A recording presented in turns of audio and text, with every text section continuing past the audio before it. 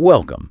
And thanks for sharing this incredible stack of sources with us today. It's quite a collection. Our mission here is a deep dive into the world's most, well, disturbing folklore creatures. But we're not just listing them off, right? No, definitely not. We want to understand the fears they tap into. What were they actually designed to address, maybe even control? Exactly. And the sources are amazing. We've got stuff from North American indigenous myths, ancient Romanian legends, even, modern Japanese urban horror. That range is incredible. What's fascinating is how they all sort of distill these core cultural anxieties.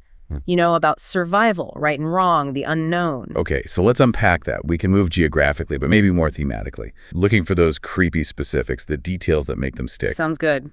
Where do we start? Well, let's begin with something really primal. Hunger, consumption, the Wendigo. It's Algonquin, right? Canada, U.S. That's right. And its roots are deep in a very real threat. Starvation, famine. And the chilling part is how it begins. It's always a human first. Always. Someone who resorts to cannibalism, maybe out of sheer desperation in a harsh winter. But the legend says once they taste human flesh... They can't stop.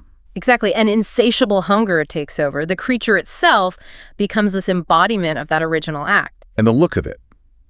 It's not some big, powerful monster in the typical sense. No, not at all. It's like walking starvation. Sources describe it as gaunt, emaciated. The skin's like parchment pulled tight over bones, ash gray color, eyes sunk way back, like something dug up, basically. So the horror isn't just the hunger, it's the physical decay showing that hunger, that constant reminder. Right, and there's that detail about the mouth, constantly chewing its own lips raw because the hunger is never satisfied. Ugh. It's thought this was a really powerful way to discourage cannibalism when food was scarce.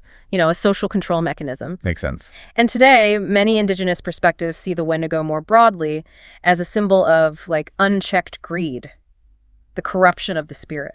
Okay, so from physical and moral starvation, let's jump to something more psychological. Across the Atlantic, Dartmoor, England. The curry? This one's less known. Much less known, and deeply unsettling because it's formless. Formless? How does that work? It supposedly waits near graves on the moor. If you get too close, it attaches itself, but not physically, it's internal. Inside your head? Yeah, over weeks, months, maybe years, it just works on you. Whispers, cold touches, nightmares, slowly convincing you it's real. That's insidious. How does it escalate if only the victim perceives it? That's the truly terrifying part. It gets personal. It starts projecting its own face onto people you know, your family, friends. Oh, wow. So you look at someone you love and you see it. Exactly. And nobody else does. So you start questioning your sanity. It completely isolates you. It weaponizes your relationships, your trust in reality. Perfectly put. And the escape. It's a trap. The curry eventually whispers a promise. Just go back to the moor and it'll leave you alone. And the victim, desperate, probably does it. They do. They're exhausted. But the curry just leads them out there until they collapse, utterly spent. Then it drags their soul off to hell. A slow burn psychological destruction. Okay, that leads us nicely into creatures tied more explicitly to maybe moral failings and the afterlife. Yeah. La Llorona, the weeping woman. Mexico, Latin America, she's iconic. Absolutely iconic. And her story is pure tragedy. It centers on family betrayal. Maria, right. Found out her husband was cheating. Yes. And in this blind rage seeking revenge, she drowned her own children in the river. The horror of what she'd done hit her, and she drowned herself too. But she finds no peace. None at all. Trapped between worlds, forever wandering, weeping, searching for her lost children's souls. And the danger to the living. She snatches kids. Wandering children, yes, especially near water at night, sometimes mistaking them for her own, begging their forgiveness before drowning them. It's brutal. But you can see the function there, can't you? Oh, absolutely. For generations, it's been this incredibly effective story to keep kids from wandering off after dark across Latin America. Practical folklore, really. And there's more, isn't there? Just hearing her. Hearing her cry is considered an omen, a shorter life, and if you listen too long, focus on it. You're marked for death. The sound itself is dangerous. Okay, moving from Latin America to Europe. Romania, the Strigoi, literally dead witch. Mm-hmm. These are really significant historically reanimated corpses. Many see them as the first real blueprint for the modern vampire, Dracula's inspiration. And becoming one isn't random, right? There's specific conditions. Very specific. Being the 7th child of the same sex, or born with a caul, that membrane over the head. Also, living a sinful life, dying unmarried, suicide, execution for lying under oath. Lots of ways. It seems tied to social judgment or unusual circumstances. Definitely. And the way they return is what's truly insidious, according to the sources. They don't always come back as obvious monsters. How do they appear? They often return to their families acting, well, normal, just like they did in life. Familiar. That's the horror. Because you wouldn't immediately recognize the threat. Exactly. But their presence, just being there, slowly weakens the family. Drains their life force, their vitality, until they die off one by one. So it's a slow, creeping destruction from within the family unit and the bite. Always fatal in the old legends, but it doesn't turn the victim into another Strigoi, unlike, later vampire stories. What's really striking is how current this belief seems to be. It's not just ancient history. Not at all. That 2004 incident in Romania is stark proof. A family became convinced their deceased uncle was a Strigoi visiting them. What did they do? They formed what the reports called a Strigoi hunting party. Dug up his body, cut out the heart, burned it, mixed the ashes with water. Hark it? And drank it. As a protection. It shows how real and terrifying these beliefs remain for some people. It's not just a story.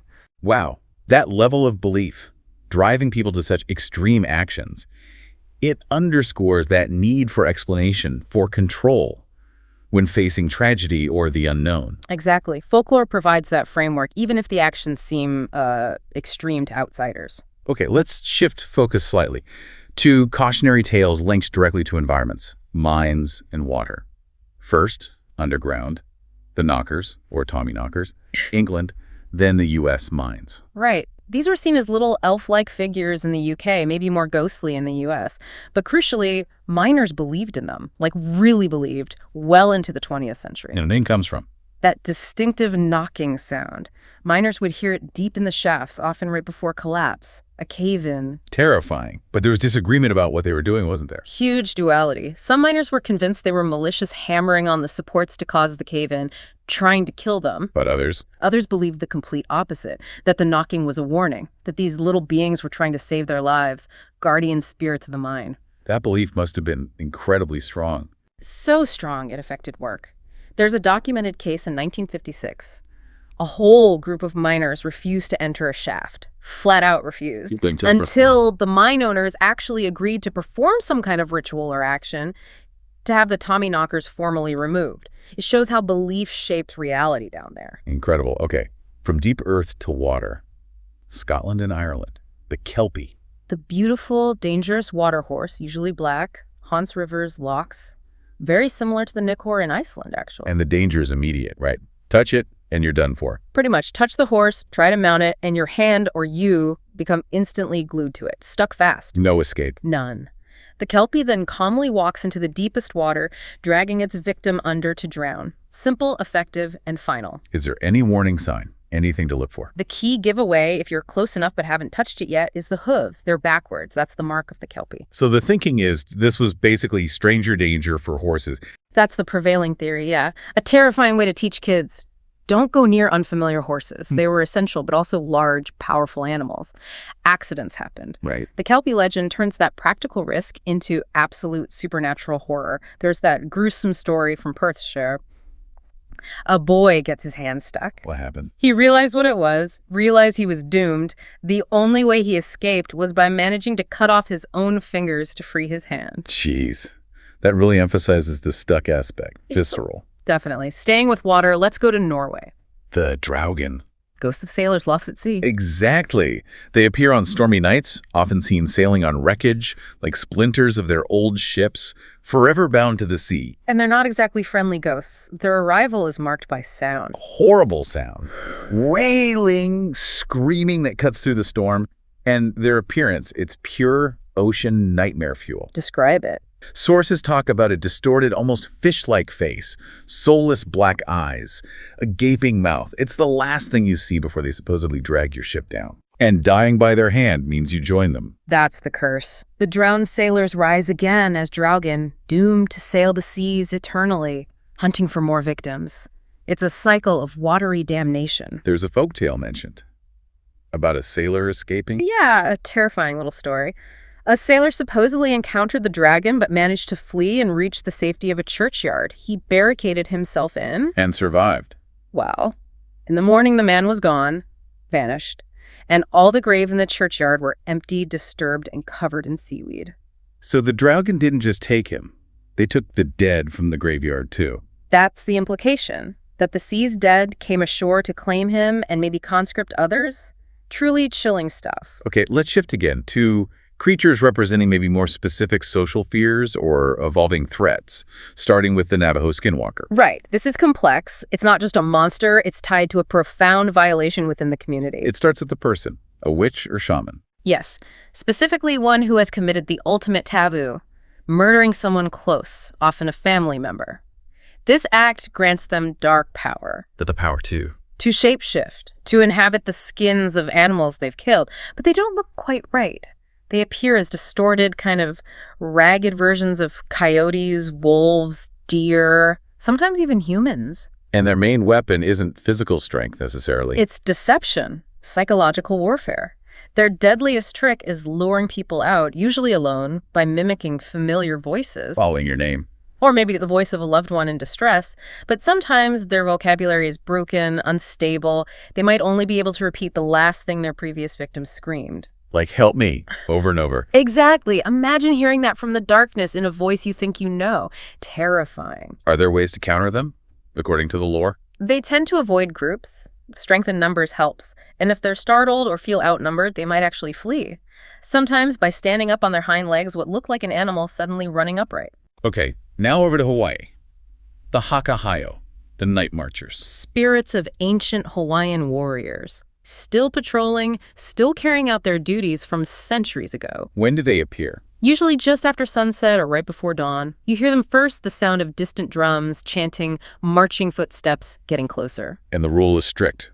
Don't look. Absolutely do not look, especially if you can see their torches. Witnessing the march means death, according to the tradition. It's about respect for ancestral paths and power. So if you hear them coming, what do you do? Get out of the way, lie flat on the ground, face down. Playing dead, essentially.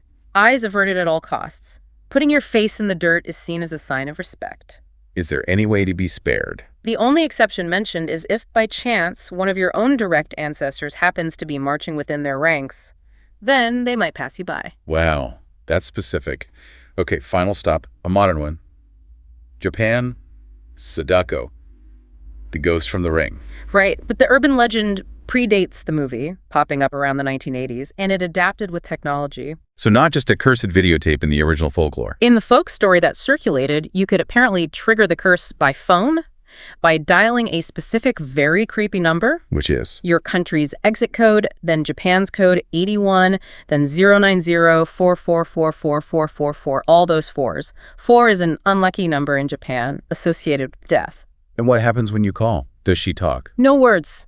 Just this incredibly unsettling, high-pitched sound, not static, not interference, just wrong, unnatural. And then? Callers reported feeling deeply uneasy afterwards. A sense of being watched, a presence, for days. And the consequence. Not death in 7 days like the movie. The legend is actually more vague, but just as chilling. Within a week, something extremely traumatizing happens. A tragedy, a life-altering disaster, not necessarily death, but something awful. Guaranteed. It really speaks to that modern fear of, like, invisible threats transmitted through technology. Yeah. Instant, unavoidable catastrophe. Absolutely. It's folklore adapting to new anxieties. So tying this all together, Wendigo, La Llorona, Kelpie. Yeah. These aren't just random scary stories. Not at all. You see clear patterns. Discouraging dangerous behavior like cannibalism or wandering off, reinforcing social norms, family structures, coping with tragedy and the dangers of the environment. They're like applied cultural knowledge. Yeah. Tools for survival, almost. That's a great way to put it. Mythology as a way to understand and manage dangerous world. Giving a face to fear makes it something you can potentially, react to or avoid. But here's the really interesting kicker from the sources. The idea that most folklore starts with something real, an actual event, an encounter, that just gets exaggerated over time. Yeah, the kernel of truth idea. Something happened that scared people enough to tell a story about it, and the story grew. Makes you think about the Tommyknockers again. What were those miners really hearing before a cave-in? What did someone really see near a loch that became the Kelpie? Fear demands explanation. It needs a narrative. So think about today.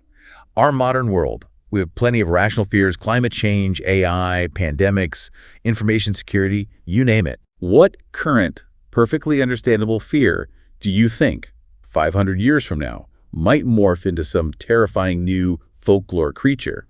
A digital ghost, an ecological monster? That's a fascinating question. What will our cautionary tales look like when they become legends? Something for you to think about until our next deep dive.